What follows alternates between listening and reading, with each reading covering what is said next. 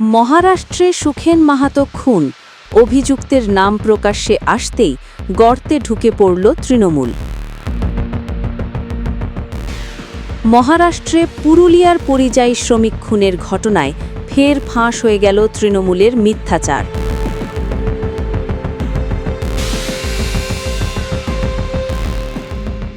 পরিযায়ী শ্রমিক সুখেন মাহাতো খুনে ধৃতের নাম প্রকাশ্যে আসতেই লেজ গুটিয়ে গর্তে ঢুকে পড়ল তৃণমূল।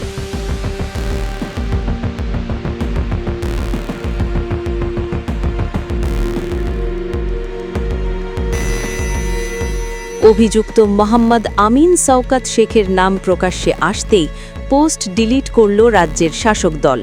তৃণমূলের বিচ্ছিন্নতাবাদী রাজনীতির করুণ পরিণতি হল মহারাষ্ট্রে পুরুলিয়ার পরিযায়ী শ্রমিক সুখেন মাহাতো খুনের ঘটনায় অভিযুক্তের নাম প্রকাশ্যে আসতেই বন্ধ হয়ে গেল তৃণমূলের ভাষণবাজি। পোস্ট ডিলিট করে ময়দান থেকে সরে পড়ল রাজ্যের শাসক দল। পুনের শিকরাপুর থানা এলাকার ভীমা কোরেগাঁও এলাকায় পরিযায়ী শ্রমিক সুখেন মাহাতো খুনে দুজনকে গ্রেপ্তার করেছে সেখানকার পুলিশ। जो दो सस्पेक्ट हैं उनके लिए हमारी टीम अभी फील्ड में गई हुई है। आगे का जो तपास रहेगा उसके बारे में आपको अधिक जानकारी तपास के बाद ही दी जाएगी। और ऐसा कुछ नहीं है कि किसी विशेष कम्युनिटी को टारगेट करके ये घटना की गई है, इस तरह का अभी तक हमारे तपास वही बात मैं आपको बता रहा हूँ कि अभी तक हमने जितना तपास किया है उसमें इस तरह की कोई भी घटना सामने नहीं है, इस तरह का कोई भी क्लू सामने नहीं है कि किसी कम्युनिटी को टारगेट करके ये जो है वो क्राइम हुआ है। ये अचानक से हुआ क्राइम अभी तक जो है हमें हमारे नोटिस में है, हमारे प्रयास में निष्पन्न हुआ है। মৃতের বাবা জানিয়েছেন, মমতার রাজ্যে কাজ না থাকায় ভিন রাজ্যে যেতে বাধ্য হয়েছিলেন সুখেনবাবু। তার হত্যাকাণ্ডের সঙ্গে ভাষার কোনো সম্পর্ক নেই। মোটামুটি 10 বছর হয়েছে, 10-12 বছর। কেন এখানে এখানে কাজ নাই, ওই আমাদের এত বছর কাজ করলু, আমাদের গভর্নমেন্ট আছে না, এখানে 60 জন মানে তখন 60টা মেশিনই বন্ধ করে চালু করে না, চালায়নি 60 জন নেতা আউটিনে বসে যাই হোক ডেট করা আছে, সেগুলি তারা অন্য জায়গায় কাজ করে, এখানে কাজ করে। ধৃতদের নাম প্রকাশ্যে আসতেই চুপসে গিয়েছে তৃণমূলের মিথ্যাচারের বেলুন। একেবারে লেজ গুটিয়ে গর্ত ঢুকে পড়েছে তারা। মাননীয় সেকেন্ড ইন কমান্ড, আপনি যাবেন তো এই বাড়িতে? এবার একটা কিছু বলুন, কোথায় বাংলা পক্ষ? পুরুলিয়ার সুখেন মাহাতো খুনে মূল অভিযুক্তর নাম মোহাম্মদ আমিন শওকত শেখ। মোহাম্মদ আমিন শওকত শেখ। আমরা পিসি ভাইপোর স্টেটমেন্ট চাইছি। আমরা বাংলা পক্ষের বক্তৃতা শুনতে চাইছি। আমরা চটি চাটা যারা আছেন ভাতাজীবী, সুমন ভট্টাচার্য থেকে খেদানো সাংবাদিক, কি নাম, রন্তিদেব, আমরা এদের বক্তব্য শুনতে চাইছি। সুখেন মাহাতো খুনে অভিযুক্তের নাম প্রকাশ্যে আসতেই এ ব্যাপারে মুখে কুলু পেটেছে তৃণমূল। ভোট ব্যাংক রুষ্ট হতে পারে এমন কোনো কাজের ঝুঁকি নিতে একেবারেই নারাজ তারা। কারণ গত কয়েকটি ভোটে স্পষ্ট হয়েছে তৃণমূলকে ভোট দেন না পশ্চিমবঙ্গের হিন্দুরা। তাই অভিযুক্ত যখন নির্দিষ্ট সম্প্রদায়ের, তখন এই নিয়ে বেশি ঘাটাঘাটি করলে আম ছালা দুই চলে যেতে পারে, তা বিলক্ষণ জানেন তৃণমূলের হত্যাকর্তারা। তাই অভিযুক্তের নাম প্রকাশ্যে আসতেই রণে ভঙ্গ দিয়েছে তারা। ভিন রাজ্যে পশ্চিমবঙ্গের পরিযায়ী শ্রমিকের মৃত্যু হলেই বাংলা বলায় খুন বলে অপপ্রচার শুরু করে দিচ্ছে তৃণমূলের মিথ্যাচারকে হাতিয়ার করে মুর্শিদাবাদের বেলডাঙ্গায় 1.5 দিন ধরে তাণ্ডব চালিয়েছে জেহাদি বাহিনী। ওই ঘটনায় ইন্ডিজোটের শরিক ঝাড়খণ্ড মুক্তি মোর্চার সরকার স্পষ্ট করে দিয়েছিল বেলডাঙ্গার পরিযায়ী শ্রমিক আত্মঘাতী হয়েছেন।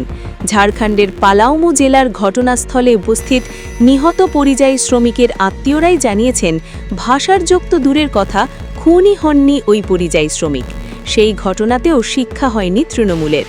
পুনেতে পরিযায়ী শ্রমিকের মৃত্যুতে সেই মিথ্যাচারের কৌশল নেয় তারা। নিহত সুখেন মাহাতোর বাড়িতে পৌঁছে যান অভিষেক বন্দ্যোপাধ্যায়। যদিও মহারাষ্ট্র পুলিশ তার আগেই স্পষ্ট করে মত্ত অবস্থায় ছিলেন সুখেন। তখনই দুজন যুবকের সঙ্গে তার বচসা হয়। এরপর উদ্ধার হয় তার দেহ। ঘটনার সিসিটিভি ফুটেজ প্রকাশ করে তারা। তারপরেও রণে ভঙ্গ দেয়নি তৃণমূল। কিন্তু যে মুহূর্তে খবর এসেছে ধৃত প্রধান অভিযুক্তের নাম মোহাম্মদ আমিন শওকাত শেখ, লেজ গুটিয়ে তৃণমূলের দৌড় দেখে কে? ক্ষমতায় আসার পর থেকে গত 15 বছরে কোনো পাপাচার বাদ রাখেনি তৃণমূল। চুরি, দুর্নীতি, বিরোধীদের ওপর নির্যাতনকে তো তারা জলভাত বানিয়ে ফেলেছে। তবে সবথেকে বিপজ্জনক যে দুটো কাজ করেছে তা হলো বেলাগাম মুসলিম তোষণ ও আঞ্চলিকতাবাদ ও বিচ্ছিন্নতাবাদের রাজনীতি। বাঙালি জাতিসত্তার নামে যুক্তরাষ্ট্রীয় কাঠামোকে জলাঞ্জলি দিয়ে কেন্দ্রের সঙ্গে লাগাতার সংঘাতে জড়িয়েছেন মমতা বন্দ্যোপাধ্যায়। লক্ষ্য একটাই, বেকারত্ব, দুর্নীতি, স্বাস্থ্য, শিক্ষায় অবনতির মতো বিষয়গুলি থেকে মানুষের নজর ঘুরিয়ে রাখা। মমতা বন্দ্যোপাধ্যায়ের এই রাজনীতির ফলে বিপদে পড়েছেন রাজ্যের কোটি কোটি বেকার। কারণ রাজ্যে নেই কর্মসংস্থান, আর ভিন রাজ্যে গেলে নানা রকম প্রশ্নের মুখে পড়তে হচ্ছে তাদের, যাতে বিপন্ন হচ্ছে তাদের রুটি-রুজি। কিন্তু কেন এই কাজ করে চলেছেন মমতা বন্দ্যোপাধ্যায়? তারই একাদা সঙ্গীরা বলছেন, মমতা এমন ভাব করে যে সে মানুষের জন্য লড়াই করছে, কিন্তু আসলে মানুষের ঘাড়ে বন্দুক রেখে নিজের ও নিজের পরিবারের আখের গুছিয়েছেন তিনি। আপনার কি মনে হয়, বিচ্ছিন্নতাবাদী রাজনীতি করে কি পশ্চিমবঙ্গকে পশ্চিম বাংলাদেশ বানাতে চাইছে তৃণমূল? জানান কমেন্টে।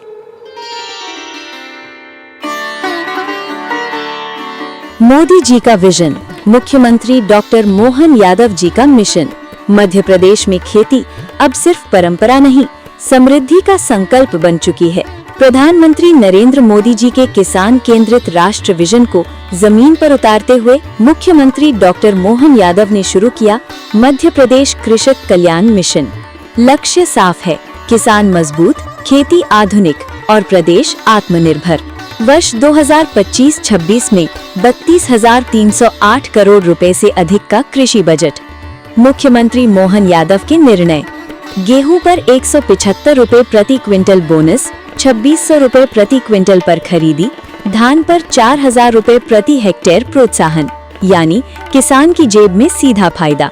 प्रधानमंत्री मोदी जी की सोलर और ऊर्जा आत्मनिर्भरता नीति को मुख्यमंत्री मोहन यादव ने दी रफ्तार।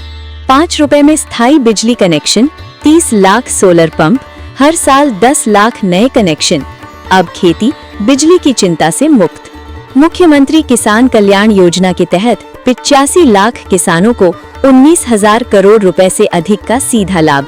प्रधानमंत्री मोदी जी की पहल, पीएम किसान समृद्धि केंद्र, अब हर ग्राम पंचायत में।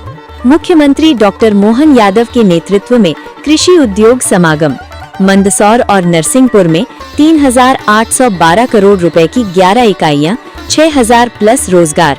कृषि अब रोजगार की रीढ़।